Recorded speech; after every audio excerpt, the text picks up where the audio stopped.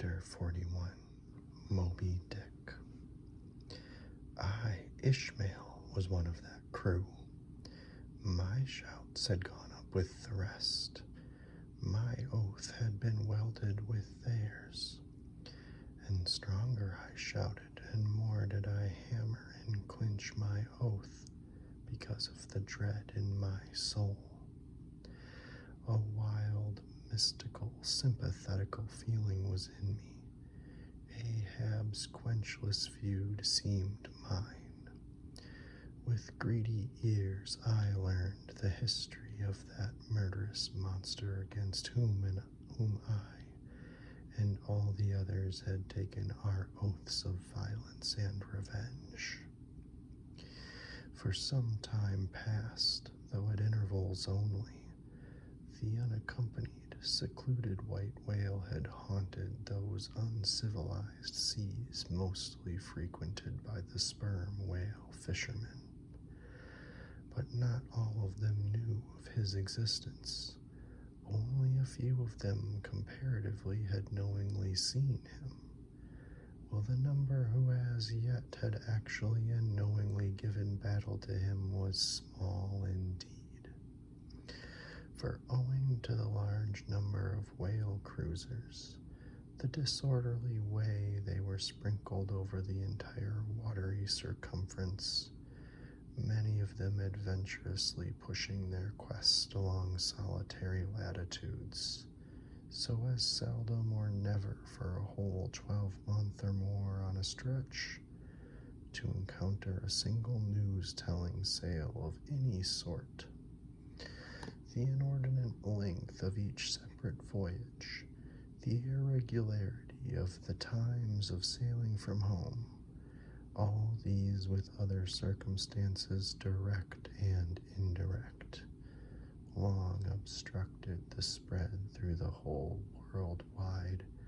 whaling fleet of the special individualizing tidings concerning Moby Dick. It was hard to be doubted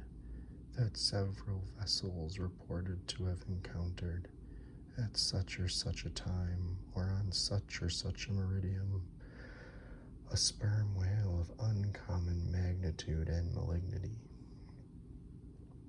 which whale, after doing great mischief to his assailants, had completely escaped them. To some minds it was not an unfair presumption, I say, that the whale in question must have been no other than Moby Dick. Yet as of late the sperm whale fishery had been marked by various and not infrequent instances of great ferocity, cunning, and malice in the monster attacked. Therefore it was that those who by accident ignorantly gave battle to Moby Dick,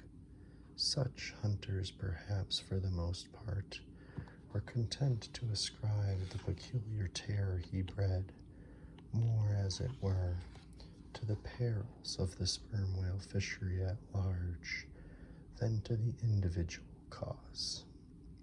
In that way, mostly, the disastrous encounter between Ahab and the whale had hitherto been popularly regarded.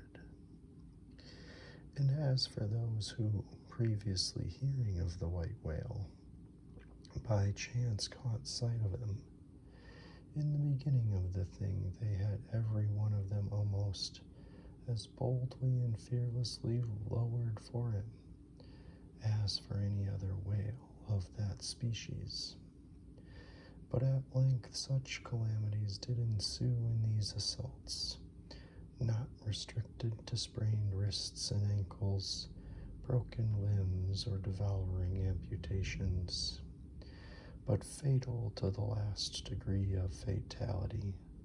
those repeated disastrous repulses, all accumulating and piling their terrors upon Moby Dick. Those things had gone far to shake the fortitude of many brave hunters to whom the story of the white whale had eventually come. Nor did wild rumors of all sorts fail to exaggerate, and still the more horrify the true histories of those deadly encounters.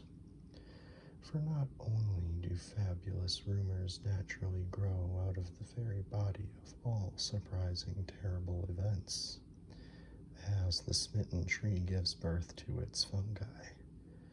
but in maritime life, far more than in that of terra firma, wild rumors abound wherever there is any adequate reality for them to cling to. And as the sea surpasses the land in this matter,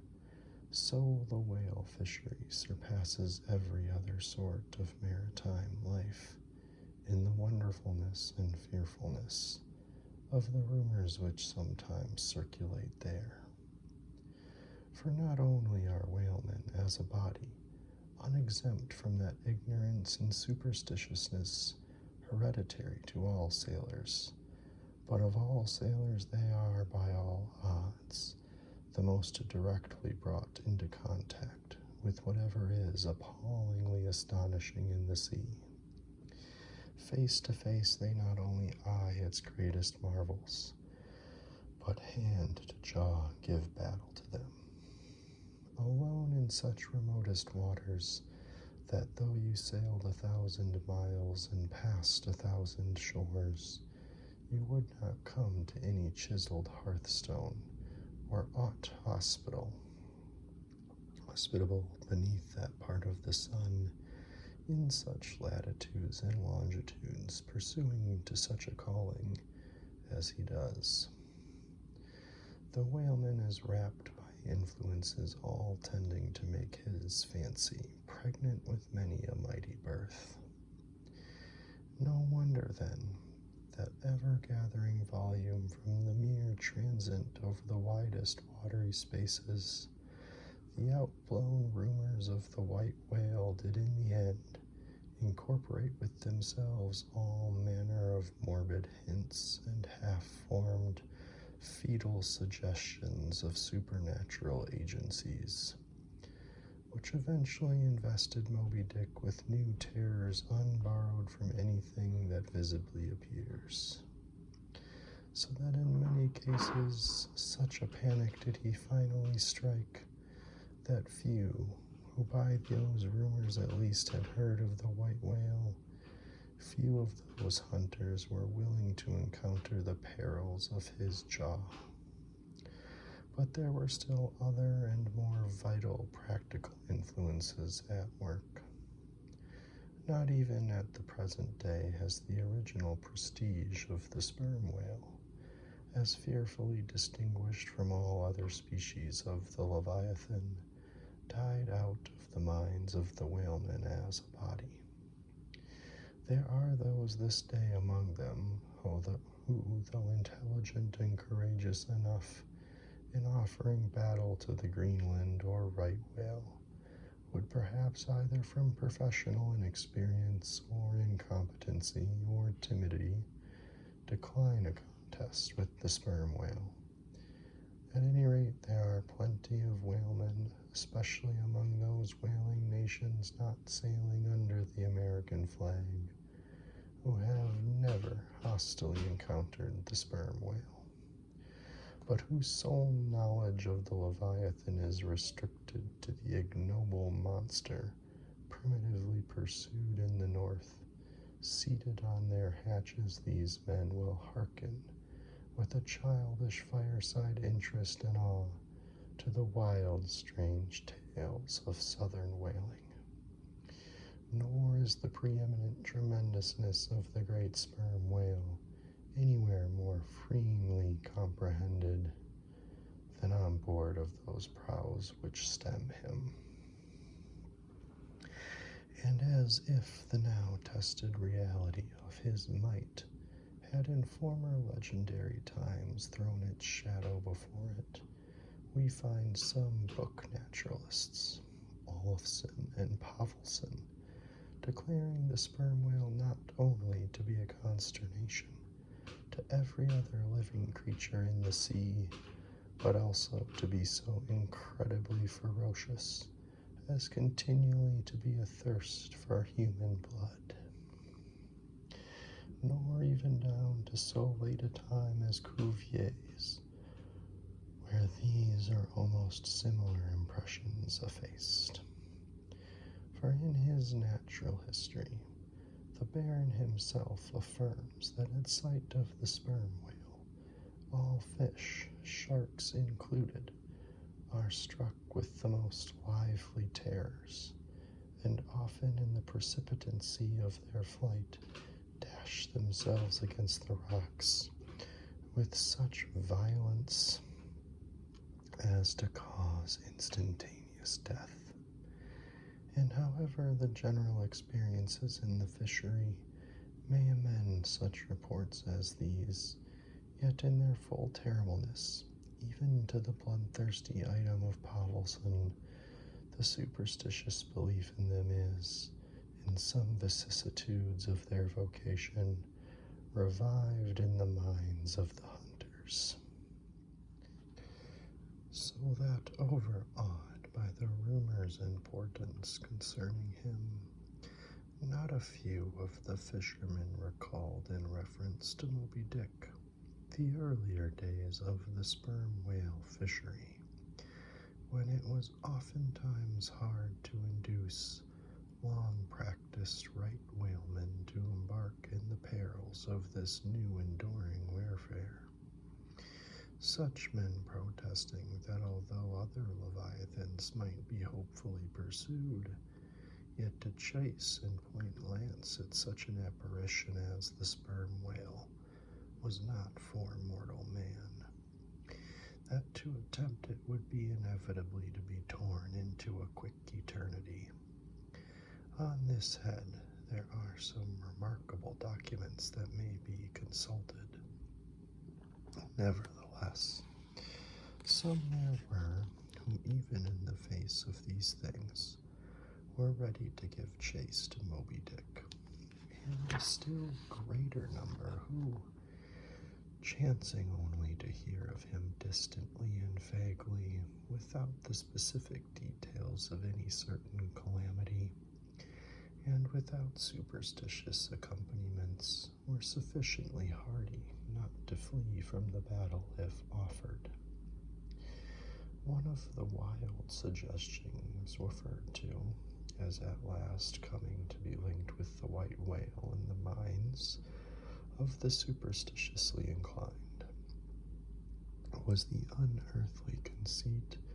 that Moby Dick was ubiquitous, that he had actually been encountered in opposite latitudes at one and the same instant of time. Nor, credulous as such minds must have been, was this conceit altogether without some faint show of superstitious probability. For as the secrets of the currents in the seas have never yet been divulged, even to the most erudite research, so the hidden ways of the sperm whale when beneath the surface remain, in great part unaccountable to his pursuers, and from time to time have originated the most curious and contradictory speculations regarding them, especially regarding the mystic modes whereby, after sounding to a great depth, he transports himself with such vast swiftness to the most widely distant points. It is a thing well known to both American and English whale ships, that also a thing placed upon authoritative record years ago by Scoresby, that some whales have been captured far north in the Pacific,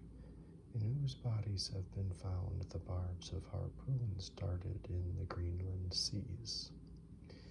Nor is it to be gainsaid that in some of these instances it has been declared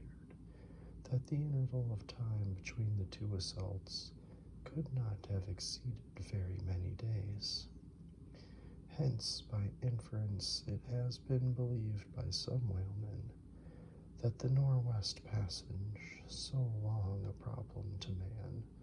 was never a problem to the whale. So that here, In the real living experience of living men, the prodigies related in old times of the inland Strelo mountain in Portugal, near whose top there was said to be a lake in which the wrecks of ships floated up to the surface, and that still more wonderful story of the Arethusa fountain near Syracuse, whose waters were believed to have come from the Holy Land by an underground passage. These fabulous narrations are almost fully equaled by the realities of the whalemen. Forced into familiarity, then, with such prodigies as these, and knowing that after repeated intrepid assaults the white whale had escaped alive, it cannot be much matter of surprise that some whalemen should go still further in their superstitions, declaring Moby Dick not only ubiquitous but immortal, for immortality is but ubiquity in time, that though groves of spears should be planted in his flanks, he would still swim away unharmed, or if indeed he should ever be made to spout thick blood, such a sight would be but a ghastly deception. For again in unensanguined bellows, hundreds of leagues away, his unsullied jet would once more be seen. But even stripped of these supernatural surmisings, there was enough in the earthly make and incontestable character of the monster to strike the imagination with unwonted power. For it was not so much his uncommon bulk that so much distinguished him from other sperm whales, but as was elsewhere thrown out, a peculiar snow-white wrinkled forehead and a high, pyramidical white hump. These were his prominent features, the tokens whereby even in the limitless, uncharted seas he revealed his identity at a long distance to those who knew him. The rest of his body was so streaked and spotted and marbled, with the same shrouded hue, in the end, he had gained his distinctive appellation of the white whale,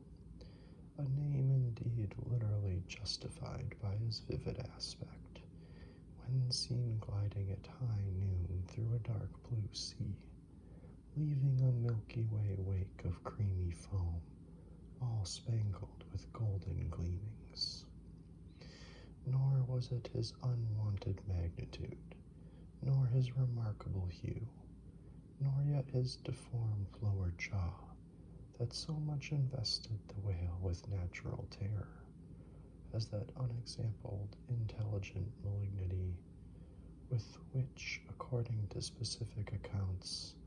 he had over and over again evinced in his assaults. More than all, his treacherous retreats struck more of dismay than perhaps aught else. For when swimming before his exulting pursuers, with every apparent symptom of alarm, he had several times been known to turn round suddenly, and bearing down upon them, either stave their boats to splinters, or drive them back in consternation to their ship.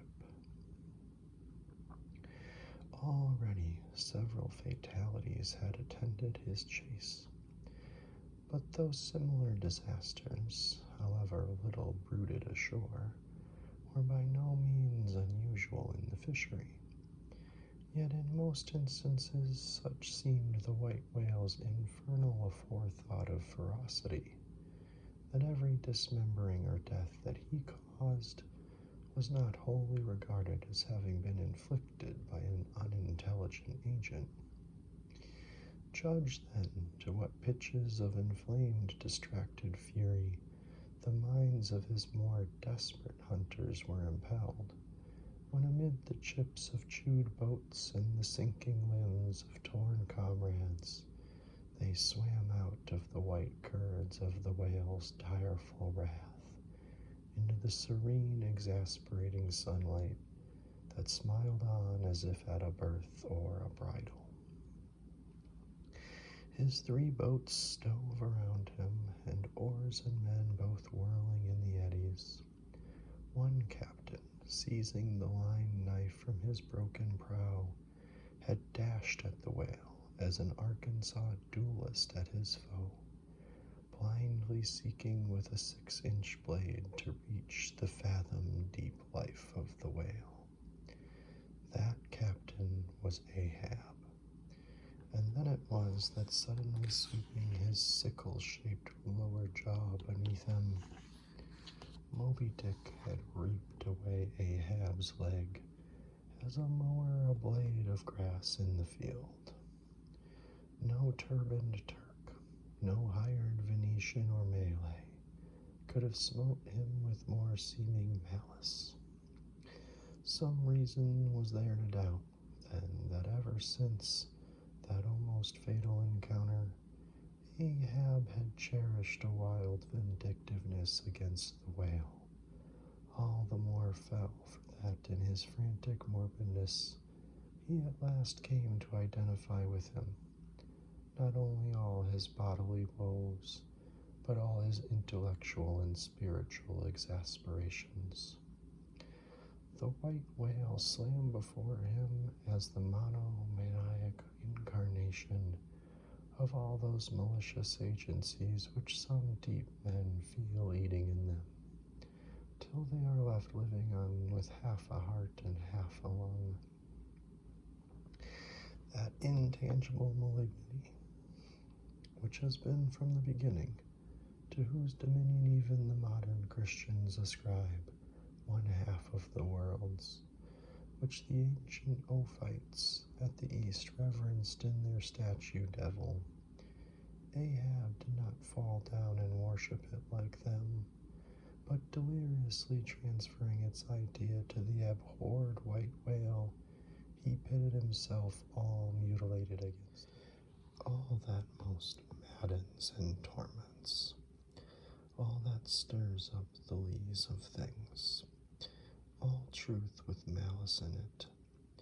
all that cracks the sinews and cakes the brain,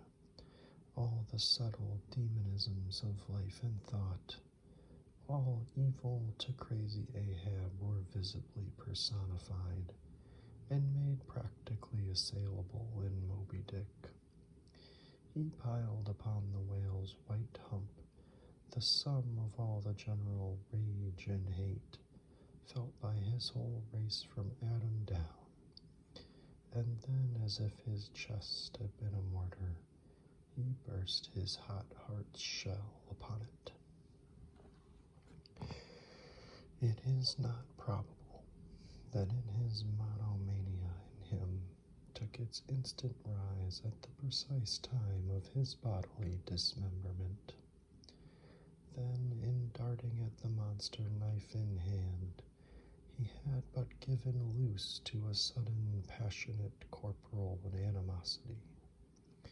and when he received the stroke that tore him, he probably but felt the agonizing bodily laceration, but nothing more. Yet when, by this collision, forced to turn towards home, and for long months of days and weeks, Ahab and anguish lay stretched together in one hammock, rounding in midwinter that dreary, howling Patagonian cape, then it was that his torn body and gashed soul bled into one another, and so interfusing made him mad, that it was only then, on the homeward voyage, after the encounter, that the final monomania seized him, seems all but certain from the fact that, at intervals during the passage, he was a raving lunatic, and though unlimbed of a leg, yet such vital strength yet lurked in his Egyptian chest and was moreover intensified by his delirium, that his mates were forced to lace him fast even there as he sailed, raving in his hammock. In a straitjacket, he swung to the mad rockings of the gales, and when running into more sufferable latitudes, the ship with mild stun sails spread floated across the tranquil tropics, and to all appearances, the old man's delirium seemed left behind him with the Cape Horn swells. And he came forth from his dark den into the blessed light and air. Even then, when he bore that firm, collected front, however pale, and issued his calm orders once again, and his mates thanked God the direful madness was now gone. Even then, Ahab and his hidden self raved on. Human madness is oftentimes a cunning and most feline thing. When you think it fled, it may have but become transfigured into some still subtler form. Ahab's full lunacy subsided not, but deepingly contracted, like the unabated Hudson when that noble Northman flows more narrowly, but unfathomably through the Highland Gorge. But as in his narrow flowing monomania, not one jot of Ahab's broad madness had been left behind. So in that broad madness, not one jot of his great natural intellect had perished. That before living agent now became the living instrument. If such a furious trope may stand, his special lunacy stormed his general sanity, and carried it and turned all its concentrated cannon upon its own mad mark, so that far from having lost his strength, Ahab to that one end did now possess 1,000-fold more potency than ever he had sanely brought to bear upon any one reasonable object. This is much, yet Ahab's larger, darker, deeper part remains unhinted, but vain to popularize profundities, and all truth is profound. Winding far down from within the very heart of this spiked Hotel de Cluny, where we here stand, however grand and wonderful, now quit it, and take your way, ye nobler, sadder souls, to those vast Roman halls of Thermes, where far beneath the fantastic towers of man's upper earth, his root of grandeur, his whole awful essence, sits in bearded state, an antique buried beneath antiquities, enthroned on torsos. So with a broken throne, the great gods mock that captive king. So like a caryatid, he patient sits, upholding on his frozen brow the piled entablatures of ages. Wind ye down there, ye prouder, sadder souls. Question that proud, sad king. A family likeness I, he did beget ye young exiled royalties, and from your grim sire only will the old secret come.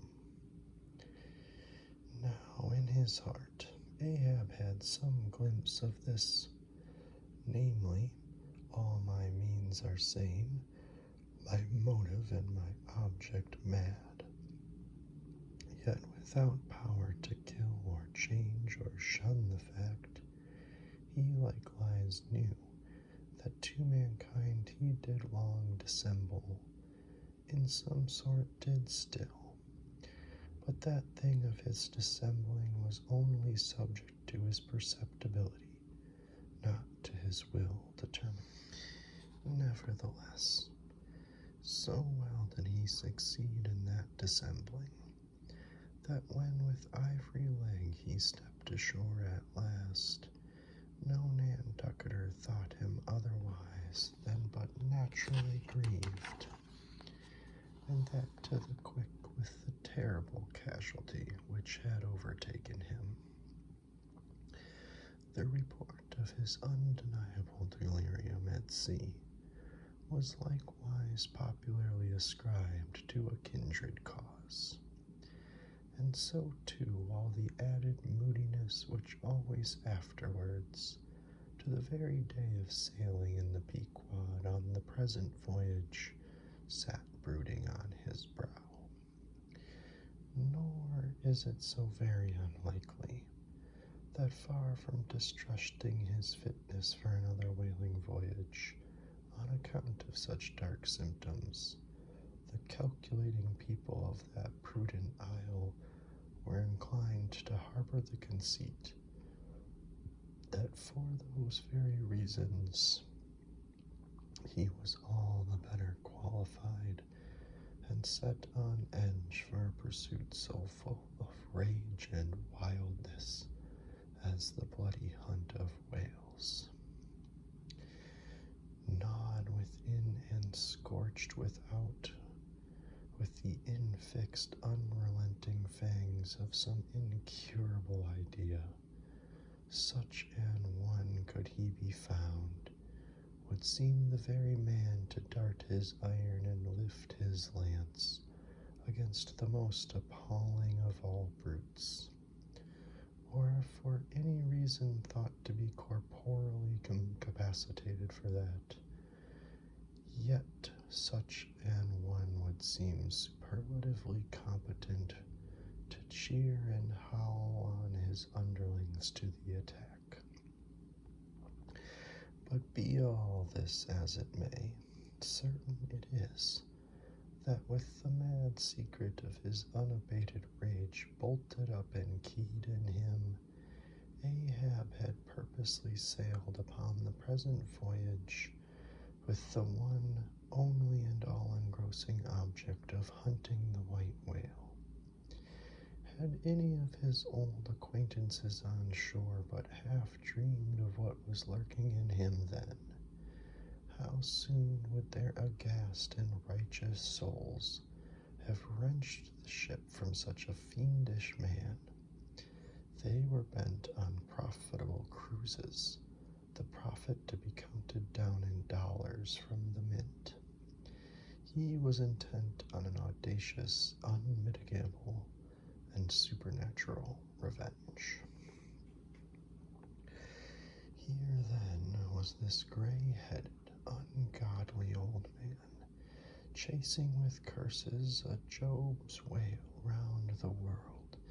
at the head of a crew too chiefly made up of mongrel renegades and castaways and cannibals, morally enfeebled also by the incompetence of mere aided virtue or right-mindedness in Starbuck, the invulnerable jollity of indifference and recklessness in Stubb, and the pervading mediocrity in Flask. Such a crew, so officered, seemed specially picked and packed by some infernal fatality to help him to his monomaniac revenge. How it was that they so aboundingly responded to the old man's ire, by what evil magic their souls were possessed, that at times his hate seemed almost theirs, the white whale as much their insufferable foe as his. How all this came to be, what the white whale was to them, or how to their unconscious understandings also in some dim, unsuspected way, he might have seemed the gliding great demon of the seas of life. All this to explain would be to dive deeper than Ishmael can go. the subterranean miner that works in us all. How can one tell whither leads his shaft by the ever-shifting, muffled sound of his pick? Who does not feel the irresistible arm drag? What skiff in tow of a 74 can stand still? For one, I gave myself up to the abandonment of the time and the place, but will yet all a rush to encounter the whale, could see naught in that brute but the deadliest ill. Chapter 42. The Whiteness of the Whale. What the white whale was to Ahab has been hinted. What at times he was to me as yet remains unsaid. Aside from those more obvious considerations touching Moby Dick, which could not but occasionally awaken in any man's soul some alarm, there was another thought, or rather vague, nameless horror concerning him, which at times by its intensity completely overpowered all the rest, and yet so mystical and well-nigh ineffable was it, that I almost despair of putting it in a comprehensible form. It was the whiteness of the whale that above all things appalled me, but how can I hope to explain myself here? And yet in some dim, random way explain myself I must, else all these chapters might be naught. Though in many natural objects, whiteness refiningly enhances beauty, as if imparting some special virtue of its own, as in marbles, japonicas, and pearls, and though various nations have in some way recognized a certain royal preeminence in this hue, even the barbaric grand old kings of Pegu, placing the title Lord of the White Elephants above all their other magniloquent descriptions of dominion, and the modern kings of Siam unfurling the same snow-white quadruped in the royal standard, and the Hanoverian fag bearing the one figure of a snow-white charger, and the great Austrian emperor, Caesarian heir to overlording Rome, having for the imperial color the same imperial hue. And though this preeminence in it applies to the human race itself, giving the white man ideal mastership over every dusky tribe, and though besides all this, whiteness has been ever made significant of gladness, for among the Romans, white stone marked a joyful day, and though in other mortal sympathies and symbolizings, this same hue is made the emblem of many touching noble things, the innocence of brides, the benignity of age, though among the red men of America the giving of the white belt of wampum was the deepest pledge of honor, though in many climes whiteness typifies the majesty of justice in the ermine of the judge, and contributes to the daily state of kings and queens drawn by milk-white steeds, though even in the higher mysteries of the most august religions, it has been made the symbol of the divine spotlessness and power. By the Persian fire worshippers, the white forked flame being held the holiest on the altar, and in the Greek mythologies, great Jove himself being made incarnate in a snow-white bull, and though to the noble Iroquois the midwinter sacrifice of the sacred white dog was by far the holiest festival of their theology, that spotless, faithful creature being held the purest envoy they could send to the Great Spirit with the annual tidings of their own fidelity. And though directly from the Latin word for white, all Christian priests derive the name of one part of their sacred vesture, the alb, or tunic worn beneath the cassock, and though among the holy pomps of the Romish faith, white is specially employed in the celebration of the Passion of our Lord, though in the vision of St. John, white robes are given to the redeemed, and the 24 elders stand clothed in white before the great white throne, and the Holy One that sitteth there white like wool. Yet for all these accumulated associations with whatever is sweet and honorable and sublime, there yet lurks an elusive something in the innermost idea of this hue, which strikes more to panic to the soul than that redness which affrights in blood. This elusive quality it is which causes the thought of whiteness when divorced from mere kindly associations, and coupled with any object terrible in itself, to heighten that terror to the furthest bounds. Witness the white bear of the poles, and the white shark of the tropics. What but their smooth, flaky whiteness makes them the transcendent horrors they are? That ghastly whiteness it is which imparts such an abhorrent mildness, even more loathsome than terrific, to the dumb gloating of their aspect, so that not the fierce-fanged tiger in his heraldic coat can so stagger courage as the white-shrouded bear or shark. Bethink thee of the albatross.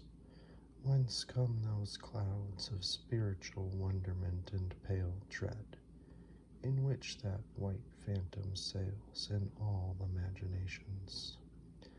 Not Coleridge first threw that spell, but God's great, unflattering laureate, Nature. Most famous in our Western annals and Indian traditions is that of the white steed of the prairies, a magnificent milk-white charger, large-eyed, small-headed, bluff-chested, and with the dignity of 1,000 monarchs in his lofty, over-scorning carriage. He was the elected Xerxes of vast herds of wild horses, whose pastures in those days were only fenced by the Rocky Mountains and the Alleghenies. At their flaming head his westward trooped, it like that chosen star which every morning and evening leads on the hosts of light. The flashing cascade of his mane, the curving comet of his tail, invested him with housings more resplendent than gold and silver beaters could have furnished him. A most imperial and archangelical apparition of that unfallen western world, which to the eyes of the old trappers and hunters revived the glories of those primeval times, when Adam walked majestic as a god, bluff-bowed and fearless as this mighty steed. Whether marching amid his aides and marshals in the van of countless cohorts that endlessly streamed it over the plains like an Ohio, or whether with his circumambient subjects browsing all around at the horizon, the white steed gallopingly reviewed them with warm nostrils,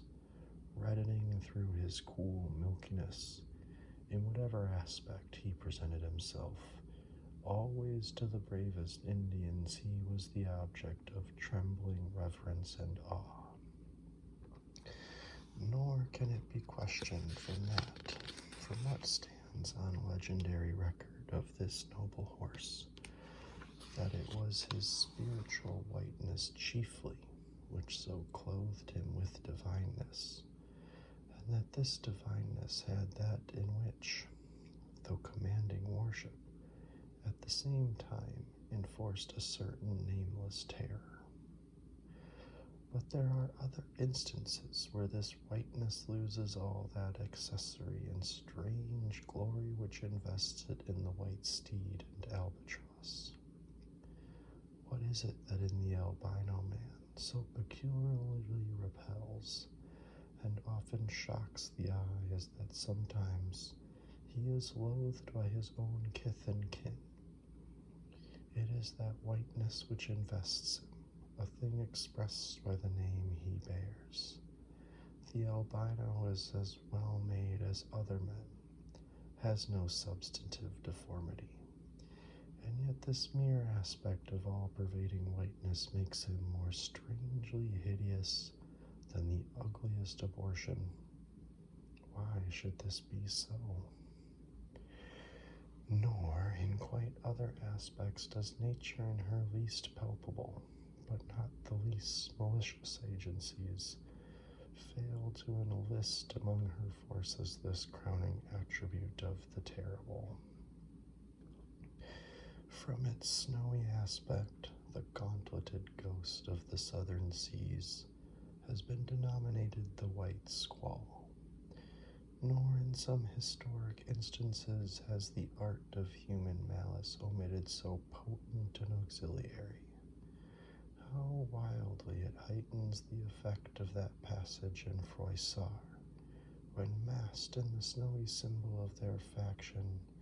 the desperate white hoods of Ghent murder their bailiff in the marketplace. Nor in some things does the common hereditary experience of all mankind fail to bear witness to the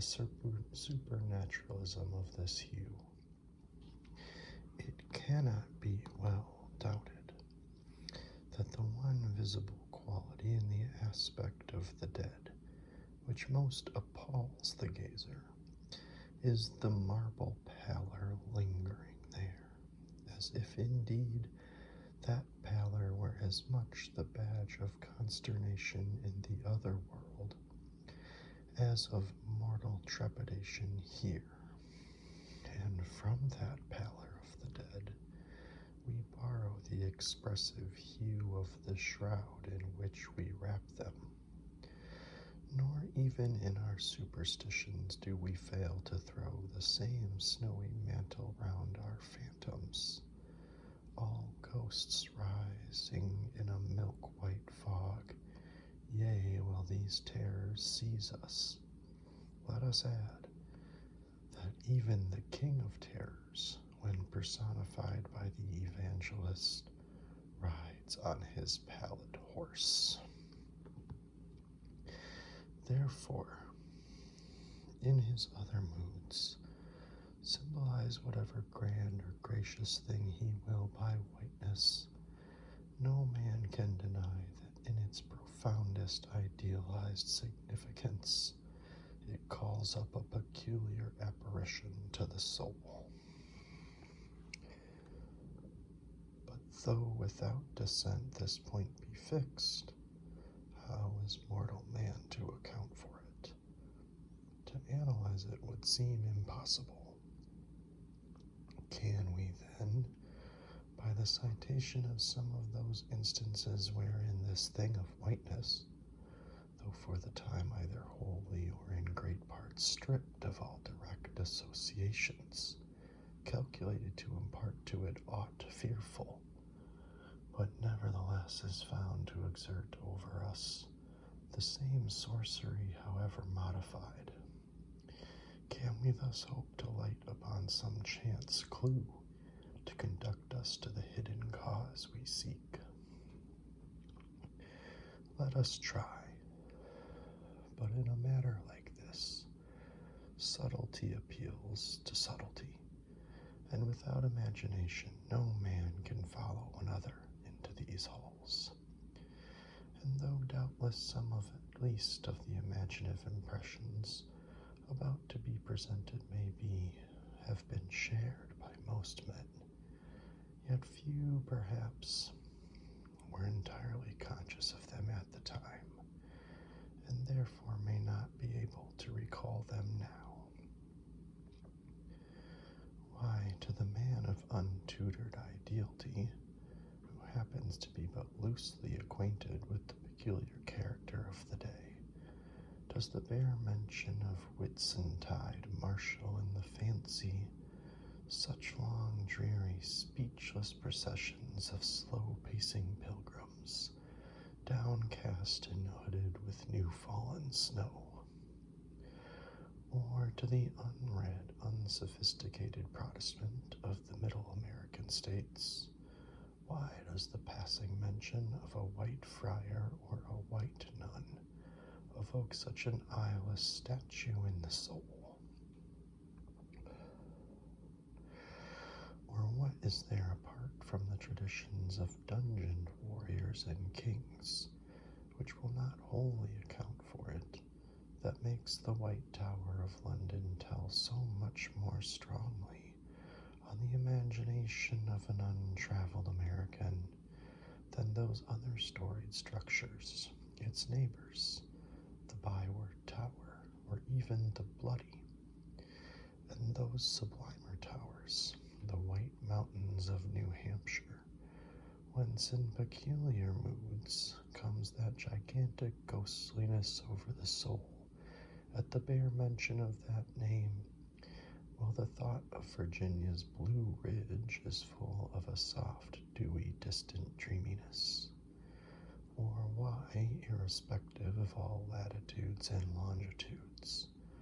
does the name of the White Sea exert such a spectralness over the fancy,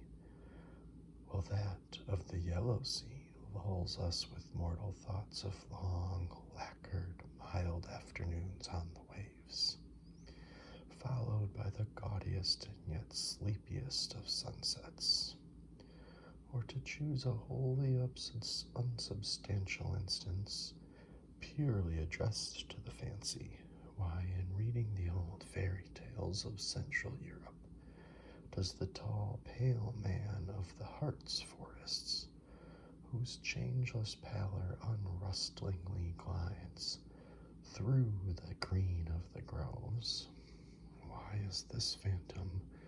more terrible than all the whooping imps in the Blocksberg?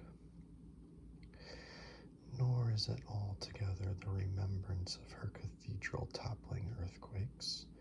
nor the stampedos of her frantic seas, nor the tearlessness of arid skies that never rain, nor the sight of her wide field of leaning spires, wrenched copstones, and crosses all a-droop like canted yards of anchored fleets, and her suburban avenues of house walls lying over upon each other as a tossed pack of cards. It is not these things alone which make tearless Lima the strangest, saddest city thou canst see, for Lima has taken the white veil,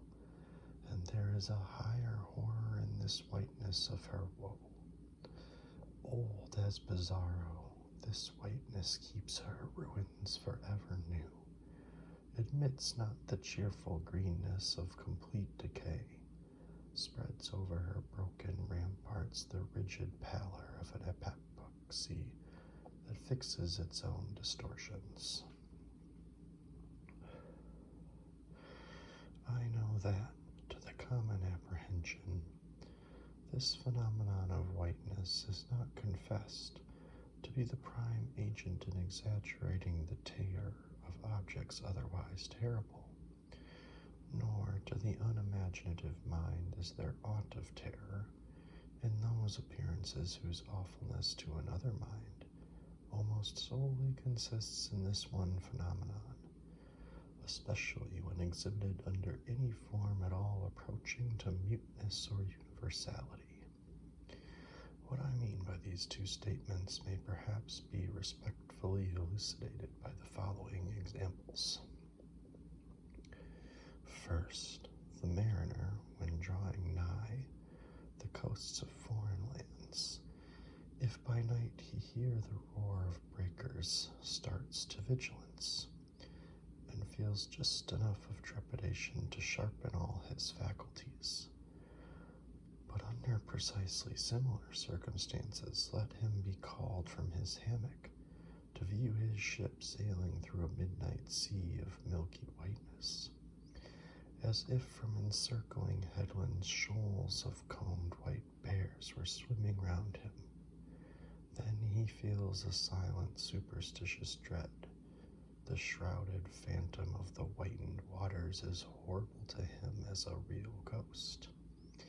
In vain the lead assures him he is still off soundings. Heart and helm they both go down. He never rests till blue water is under him again. Yet where is the mariner who will tell thee, Sir, it was not so much the fear of striking hidden rocks, as the fear of that hideous whiteness that so stirred me. Second, to the native Indian of Peru, the continual sight of the snow-hounded Andes conveys naught of dread except, perhaps, in the mere fancying of the eternal frosted desolateness reigning at such vast altitudes, and the natural conceit of what a fearfulness it would be to lose oneself in such inhuman solitudes. Much the same is it with the backwoodsman of the West, who with comparative indifference views an unbounded prairie sheeted with driven snow, no shadow of tree or twig to break the fixed trance of whiteness. Not so the sailor, beholding the scenery of the Antarctic seas, where at times, by some infernal trick of legerdemain in the powers of frost and air, he, shivering and half shipwrecked, instead of rainbows speaking hope and solace to his misery, views what seems a boundless churchyard grinning upon him, with its lean ice monuments and splintered crosses. But thou sayest, methinks this white lead chapter about whiteness is but a white flag, hung out from a craven soul. Thou surrenderest to a hypo, Ishmael. Tell me why this strong young colt, foaled in some peaceful valley of Vermont, far removed from all beasts of prey, why is it that upon the sunniest day, if you but shake a fresh buffalo robe behind him, so that he cannot even see it, but only smells its wild animal muskiness,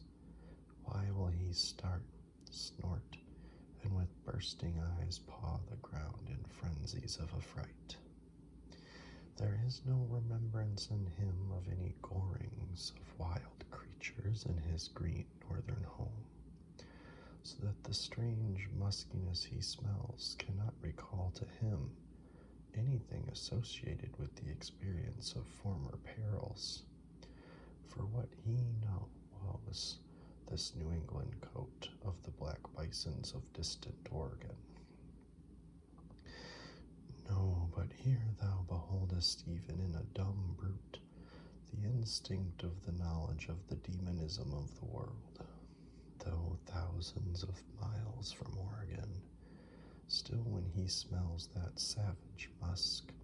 the rending, goring bison herds are as present as to the deserted wild foal of the prairies, which this instant they may be trampling into dust. Thus then the muffled rollings of a milky sea, the bleak rustlings of the festooned frosts of mountains, the desolate shiftings of the windrowed snows of prairies, all these to Ishmael are as the shaking of that buffalo robe to the frightened colt. Though neither knows where lie the cause things of which the mystic sign gives forth such hints. Yet with me, as with the colt, somewhere those things must exist. Though in many of its aspects this visible world seems formed in love, the invisible spheres were formed in fright. But not yet have we solved the incantation of this whiteness, and learned why it appeals with such power to the soul, and more strange and far more portentous. Why, as we have seen, it is at once the most meaning symbol of spiritual things, nay, the very veil of the Christian's deity, and yet should be as it is the intensifying agent in things the most appalling to mankind. Is it that by its indefiniteness it shadows forth the heartless voids and immensities of the universe, and thus stabs us from behind with the thought of annihilation, when beholding the white depths of the Milky Way? Or is it that as in essence whiteness is not so much a color as the visible absence of color, and at the same time the concrete of all colors? Is it for these reasons that there is such a dumb blankness full of meaning in a wide landscape of snows, a colorless, all color of atheism from which we shrink? And when we consider that other theory of the natural philosophers, that all other earthly hues, every stately or lovely emblazoning, the sweet tinges of sunset skies and woods, yea, and the gilded velvets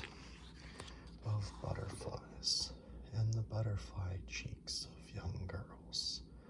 all these are but subtle deceits, not actually inherent in substances, but only laid on from without,